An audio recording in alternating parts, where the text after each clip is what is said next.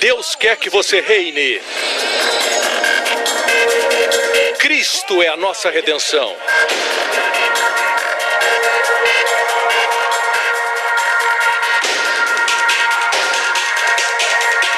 Deus é justo e faz o pecador justo.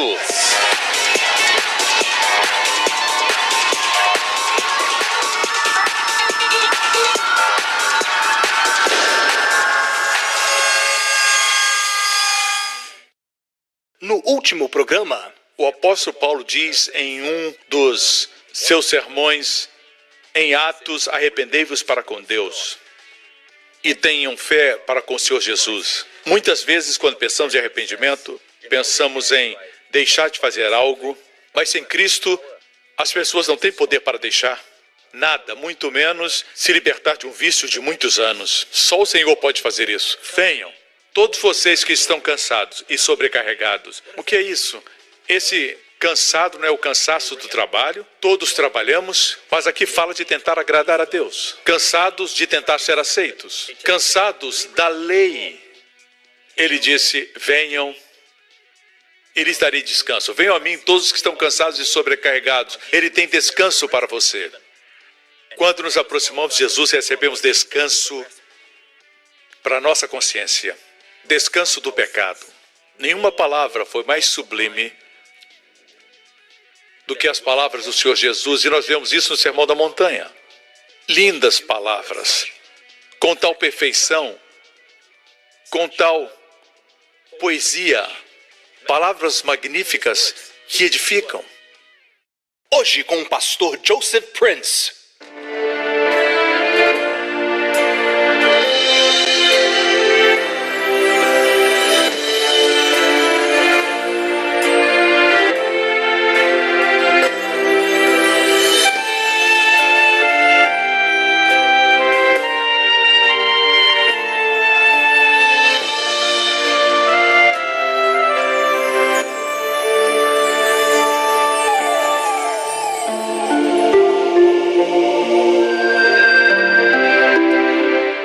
Eu estou agora em Zorá. Esse nome é conhecido por causa da história de Sansão. Zorá e Estaol, do outro lado. À minha retaguarda está o vale de Soreque, de onde veio Dalila, e lá adiante está Timinat, também mencionada na história de Sansão. Eu gosto de trazer grupos aqui, principalmente porque é um lugar interessante para os jovens. Às vezes, uma das coisas que eles dizem é que no tempo da Bíblia não existia internet. Mas Sansão tinha a sua internet. E essa era a sua internet. Ele tinha as mesmas tentações que os jovens de hoje. Eles dizem que existem tentações que as pessoas da Bíblia não tinham, mas Sansão teve as mesmas tentações. Olhando para o vale de Soreque, aqui nesse lugar você pode até escutar o latido dos cães, certo? E o cão está lá embaixo. E o som é trazido aqui para cima. Não somente Sansão podia ver os filisteus lá embaixo, suas festas, suas orgias, mas também podia ouvir o som. E ele foi tentado. A Bíblia diz que ele desceu ao vale de Soreque. Temos que cuidar com o que vemos, porque quando vemos, acabamos agindo. Aqui nós temos uma lição, e aqui em Zorá, a Bíblia nos diz que nessas montanhas, nessa montanha onde estou, Sansão caminhou por essas trilhas. Quero compartilhar algo que está no meu coração na história de Sansão. É uma área em que muitas pessoas não entendem com clareza, porque quando o jovem rico se aproximou de Jesus, ele disse, bom mestre, o que devo fazer para herdar a vida eterna? E Jesus disse para ele, por que você me chama bom? Não existe ninguém bom, somente Deus, somente Deus. Assim muitas pessoas têm ideias meio estranhas sobre essa passagem. Eles dizem, veja, ele não é Deus, porque ele disse, não existe ninguém bom, somente Deus. Mas deixe-me compartilhar na história de Sansão a respeito dos seus pais. quando o anjo do Senhor apareceu a Manoá e também para a mãe de Sansão, a esposa de Manoá, e a Bíblia diz que ele deu instruções a respeito do nascimento de Sansão e como ele deveria ser criado. E veja a passagem em Juízes 13, eu vou ler esse texto. A Bíblia diz no versículo 15, então Manoá disse ao anjo do Senhor. Este anjo era um anjo comum como os outros anjos do Senhor ou era o anjo? Porque o anjo do Senhor, no Antigo Testamento, muitas vezes se refere ao Messias, se refere a Jesus Cristo em forma pré-encarnada. Eu vou dizer o porquê. Antes, deixe-me ler para você. Marque aí Juízes 13 e vamos para Isaías, capítulo 9. Em Isaías, capítulo 9, nós temos uma passagem que diz, porque o menino nos nasceu, um filho se nos deu, e o principado estará sobre os seus ombros, porque o menino nos nasceu, um filho se nos deu. Como menino, ele nasceu. Como filho, ele foi dado. Menino fala da sua humanidade. Filho fala da sua deidade. Ele existia antes de se tornar menino. Ele foi sempre o filho. E a Bíblia diz, porque o menino nos nasceu, um filho se nos deu, e o principado está sobre os seus ombros. E a Bíblia diz assim, e o seu nome será maravilhoso, conselheiro, Deus forte, Pai da eternidade e príncipe da paz. 5 títulos, 5 nomes do Messias mencionados em Isaías 9. O primeiro é maravilhoso. Maravilhoso não é o que nós falamos hoje. Foi maravilhosa a reunião. Almoço maravilhoso. Maravilhoso em hebraico, Pelé. Fala de milagre, fala de miraculoso. Voltemos à história de Sansão. Juízes 13. Diz, depois que o anjo apareceu aos pais de Sansão, no versículo 15 diz que Manoá disse ao anjo do Senhor, ora, deixa que te detenhamos e te preparemos um cabrito. Vamos preparar um cabrito. Note o que o anjo disse. Porém, o anjo do Senhor disse a Manoá, ainda que me detenhas, não comerei de teu pão. E se ofereceres um holocausto, o oferecerás ao Senhor. Porque não sabia Manoá que era o anjo do Senhor. Por que ele disse isso? Ele disse a Manoá, se você quer oferecer um holocausto, deve saber que estará oferecendo ao Senhor. O que ele estava dizendo? Que ele era o Senhor. Em hebraico, oferecerás a Javé.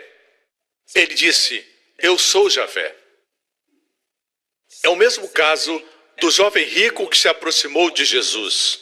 Ele disse, bom mestre, mas ele não acreditava que o Senhor Jesus era Deus encarnado. Ele tentou impressionar Jesus. Bom mestre, Jesus disse, por que me chama assim? Só existe um bom Deus. Se você me chama de bom, me chama de Deus. E por isso o jovem rico não viu o Senhor como Deus encarnado. O mesmo aconteceu com o anjo do Senhor. Ele disse para Manoá, se você quer oferecer um holocausto, oferece-o a Javé. Em outras palavras, ele é Javé. Viu o paralelo? Lindo paralelo. Ele continuou dizendo, e disse Manoá ao anjo do Senhor, qual é o teu nome? Para que quando se cumprir a tua palavra te honremos. E o anjo do Senhor lhe disse, por que perguntas assim pelo meu nome, visto que é maravilhoso? É a palavra Pelé, a mesma palavra usada em Isaías capítulo 9, referindo-se ao Senhor Jesus. E o seu nome será maravilhoso, Pelé. O anjo do Senhor estava dizendo, o meu nome é maravilhoso. Veja isso. O versículo seguinte diz, então Manoá tomou um cabrito e uma oferta de alimentos Mincá, oferta de cereais, e os ofereceu sobre uma penha ao Senhor. E ouve-se o anjo maravilhosamente, observando o Manoá e sua mulher, quando ele oferecia o cabrito e a oferta queimada que subia ao Senhor. O anjo fez algo maravilhoso. E sucedeu que, subindo a chama do altar para o céu, o anjo do Senhor subiu na chama do altar.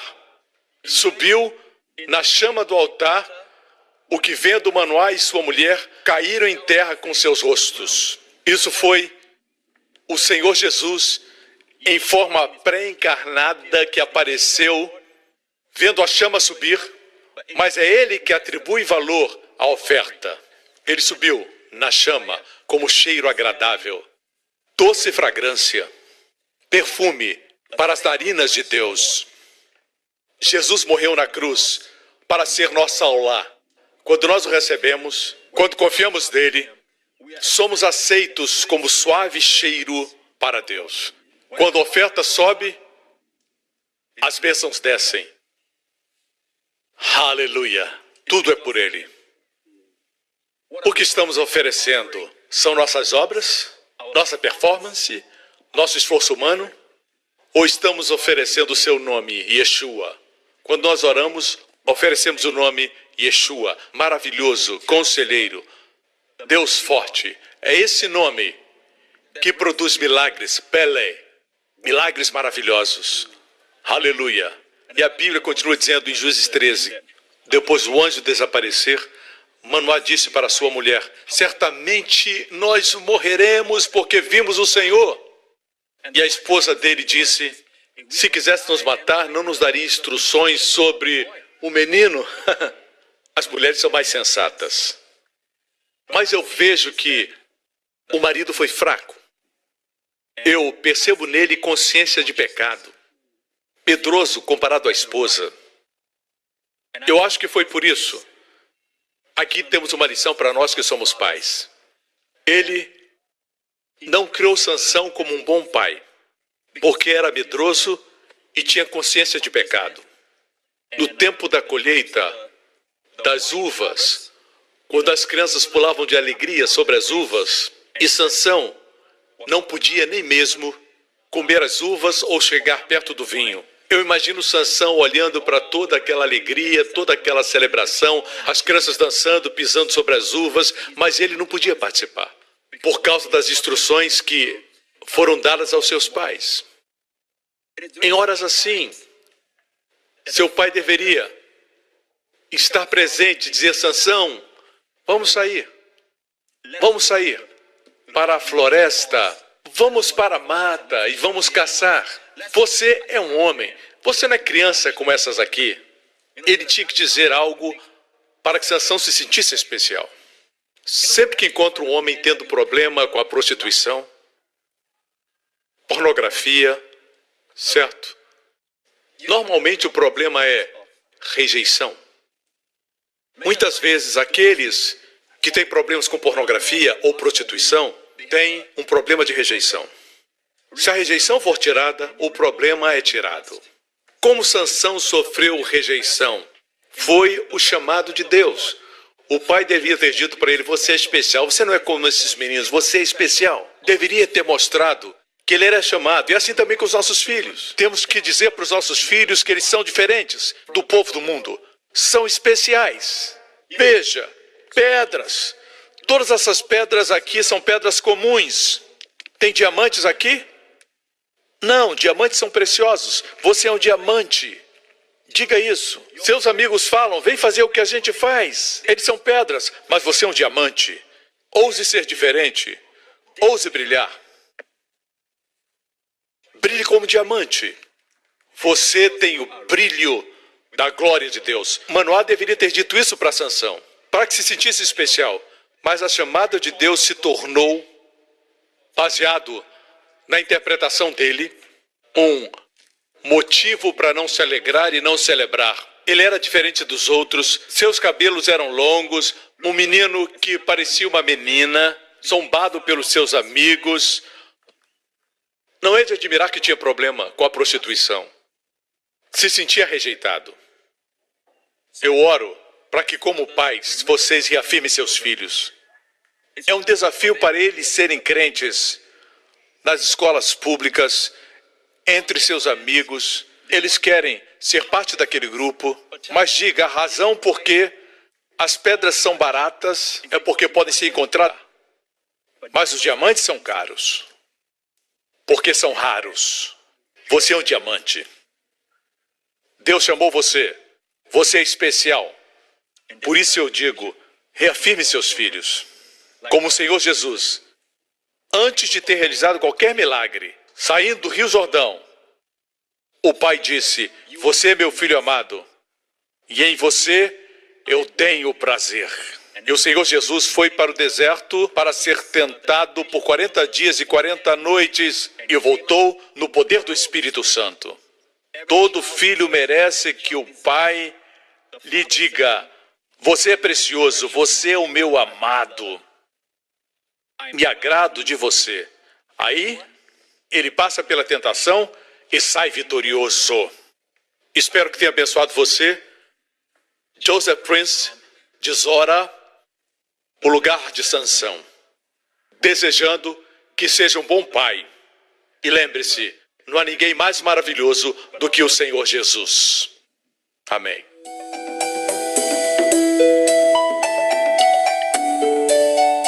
À minha retaguarda existe uma torre dos tempos bíblicos. É assim que eram. Cantares de Salomão fala a respeito de uma mulher ali, procurando o seu amado. Mas eu quero ler algo que talvez muitos crentes não entendem. Todos sabemos que a frase o justo viverá da fé está em Romanos. O justo viverá da fé aparece em Gálatas. Mas esta frase é uma citação de Abacuque no Antigo Testamento. Mas antes do versículo, o justo viverá da fé, vamos ver o que diz Abacuque. Livro de Abacuque, capítulo 2. Verso 4 do capítulo 2 diz, eis que a sua alma está orgulhosa, não é reta nele, mas o justo pela fé viverá. Esse versículo caracteriza o novo concerto. E foi repetido por Paulo aos Romanos e também em Gálatas. Vamos ver o contexto. É muito interessante o contexto. Foi interessante ver, quando estudava isso, qual o contexto do versículo justo viverá pela fé. No versículo 1 do capítulo 2, antes de chegarmos ao versículo 4, verso 1 diz, sobre a minha guarda estarei, diz Abacuque. Nós também temos que vigiar. Por quê? E sobre a fortaleza me apresentarei e vigiarei para ver o que falará de mim. É uma frase interessante, vigiar para ver, porque muitas vezes a palavra de Deus vem em forma de visão. Vigiarei para ver o que ele falará de mim. Às vezes, Deus fala pela visão interior. A primeira forma como Deus fala é através da palavra, mas às vezes temos uma visão interior. Vigiarei para ver o que falará a mim e o que eu responderei quando eu for arguido. Ou seja, se esperar no Senhor, esperar na sua palavra, vai ter resposta para as perguntas que lhe fizerem. Verso 2, e o Senhor me respondeu e disse, escreve a visão e torna bem legível sobre tábuas para que possa ler quem passa correndo. Aqui tem uma linda lição para aqueles que estão no ministério. Qualquer revelação que recebemos, temos que escrever. Hoje temos tecnologias, temos o vídeo, temos a televisão, temos as mídias, a mídia social. O que Deus estava dizendo naquela época era, escreve a visão para que não seja esquecida. Escreva a visão, torne-a legível. Não esqueça, você que está pregando a palavra, pregue de forma simples, de forma clara. Quando pregar, faça como os anúncios de publicidade. Faça simples, bem claro, sem complicação. Deus age de forma simples, mas de forma poderosa. Simples não significa fraco. Muitas vezes as coisas complicadas são fracas. O simples com Deus é poderoso. Faça simples. Torna bem legível sobre as tábuas para que a possa ler quem passa correndo. Então somente caminhe, corra. Paulo diz, escrevendo aos Gálatas, andai em espírito. Mas o que ele disse antes para os Gálatas? Vocês corriam bem. Quem impediu vocês? Quem trouxe o legalismo? Quem trouxe a lei? Ele disse, a seguir ordenou que andassem em espírito. Mas o ideal é correr. Amém? Correr quer dizer cumprir a sua missão. Quando alguém lê a visão de Deus, deve correr. Versículo 3, porque a visão é ainda para o tempo determinado, mas se apressa para o fim e não enganará. Se tardar, se demorar, espera-o, porque certamente virá e não tardará. Quando Deus lhe dá uma palavra, você escuta o sermão, lê a palavra de Deus e parece que Deus deu uma promessa e parece que não vai acontecer. Passa uma semana, passa um mês, mas a promessa de Deus, mesmo se tardar, se demorar, espera, porque ela se cumprirá e não tardará. O versículo seguinte diz: eis que a sua alma está orgulhosa, não é reta nele, mas o justo pela sua fé viverá. Assim, esperar pela manifestação é fé, porque o contexto aqui está muito claro. Fala de esperar e de confiar que a palavra de Deus, que prometeu, se cumprirá. Amém? Somente uma palavra antes de concluir. No versículo 4, antes de dizer que o justo viverá pela fé, a primeira parte diz: eis que a sua alma está orgulhosa, não é reta nele, mas o justo viverá pela fé. Você vê o contraste? Uma pessoa orgulhosa comparado com uma pessoa que vive pela fé. Se você é orgulhoso, não pode viver pela fé. Você lembra que Jesus disse para o centurião que ele tinha tamanha fé que não tinha sido vista em Israel. O que disse o centurião? Senhor, eu não sou digno que entres em minha casa. Fala uma palavra. Ele tinha uma combinação de humildade e fé. Quanto mais você é humilde, mais a fé vai operar. Quando você é orgulhoso, a fé não opera porque você confia em você mesmo. Confia na sua performance, na sua própria força. Para que fé? Eu vejo, por exemplo, a mulher cananeia. Quando o Senhor não a respondeu, ela queria a libertação da sua filha de um demônio. Ela era humilde. Quando o Senhor disse: eu fui enviado para a casa de Israel, ele estava fingindo ser israelita. Ela disse: Jesus, filho de Davi. Essa expressão só era usada pelos judeus. Ela fingia ser judia. E o Senhor não a respondeu. Mas ela persistiu. E Jesus disse: mas não é justo tirar o pão dos filhos e dar para os cachorrinhos. Essa é a palavra no grego, cachorrinhos. Aí ela assumiu o seu lugar humilde. Ela disse: até os cachorrinhos comem das migalhas que caem da mesa. E o que Jesus disse?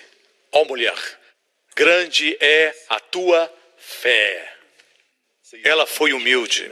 Assuma o seu lugar. Se Deus falou algo, assuma o seu lugar. Se Deus corrigiu você, assuma o seu lugar. Porque fé e humildade caminham juntas. O orgulho e a fé não se combinam, assim como o óleo e a água não podem se misturar. Aqui aprendemos uma lição. Aqui onde primeiro foi mencionado, o justo viverá pela fé. Nessa minha viagem a Israel, onde quer que eu passe, parece que Deus está falando comigo sobre os perigos do orgulho e a importância da humildade. Vimos a importância da humildade para liberar a fé. Amém. No próximo programa, quando a graça se encontra com o pecado, perdoa os pecados. Quando a graça se encontra com a necessidade, supre a necessidade. A única coisa que obstrui a graça, encontramos em Gálatas, capítulo 5, que diz que caímos da graça quando pecamos? Não. Quando você tenta ser justificado pela lei. Se procura justificação pela lei, cai da graça. Agora, quando você cai em pecado, você cai sobre a graça e a graça pega você e o restaura. As pessoas têm a ideia de que quando caem em pecado, permanecem lá. Não, não, não.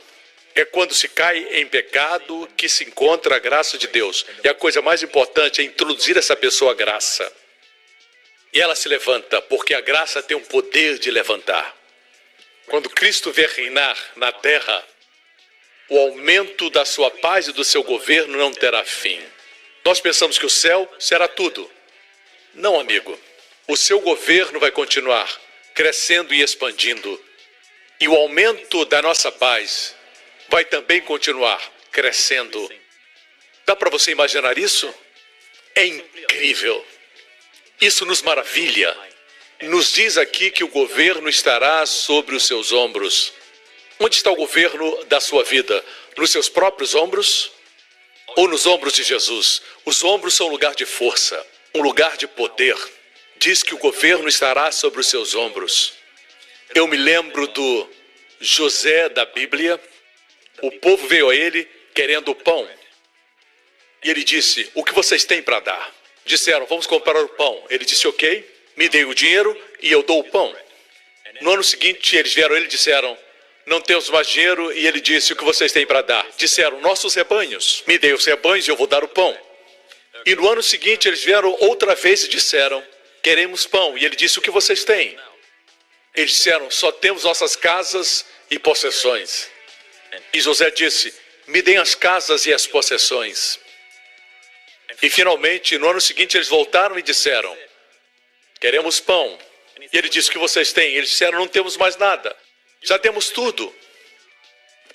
E o que José disse? Entreguem suas vidas. Finalmente, eles se entregaram e falaram, nós somos seus. Ele lhes deu pão. Amigo, deixe-me dizer isso. Foi o final do problema deles. Eu posso imaginar um egípcio à noite. Ele está deitado em algum lugar, ele está acordado e preocupado. E a esposa dele diz, o que está acontecendo com você? Estou preocupado com amanhã, estou preocupado com o nosso futuro. Me preocupo se nós teremos pão para comer. E a esposa diz, relaxa, não somos mais nossos donos. Isso é problema de José. Pertencemos a José. Ele vai tomar conta de nós. Amigos, é a mesma coisa. No momento que você entrega a sua vida ao José Celestial, acabam seus problemas. Amém? Eles nunca mais foram a ele pedir pão. Porque agora o problema deles era problema de José. Amém? O mesmo com você. Quando você entrega a sua vida ao Senhor Jesus, não é mais seu problema, não é mais sua tribulação. O desafio não é seu. Não precisa mais se preocupar com o futuro. Ele vai cuidar de você. Ele é o mesmo ontem, hoje e para sempre. Aí onde você está assistindo, Ele está. Sejam quais forem as trevas, amigo, entregue sua vida ao Senhor. Não somente o seu dinheiro, suas possessões. Quando você entrega a sua vida, como os egípcios entregaram suas vidas a José, acabaram-se seus problemas. O mesmo com você. Entregue sua vida a Jesus Cristo. Mesmo se já é cristão, entregue sua vida e diga, Senhor, de hoje em diante, minha vida, minha alma, meu espírito lhe pertencem, Senhor. Amém? Renda-se e confie nele. Ele cuida dos seus. Amém? Você não foi comprado com sangue de bois. Você foi comprado com precioso sangue. O sangue do Filho de Deus, o Rei de Israel. E porque pertence a ele, descanse. Ele cuida de você. Obrigado por sintonizar no programa de hoje. Esperamos que tenha sido uma bênção para a sua vida. Para mais informações sobre o programa da Igreja New Creation, acesse o site ncctv.org.sg. Lá você poderá se inscrever para receber um devocional diário do pastor Joseph Prince. Seja incentivado e fortalecido todos os dias e saiba o quanto Deus lhe ama através desses devocionais. Acreditamos que seu dízimo pertence à igreja que você frequenta e oramos para que você seja grandemente abençoado, altamente favorecido e profundamente amado.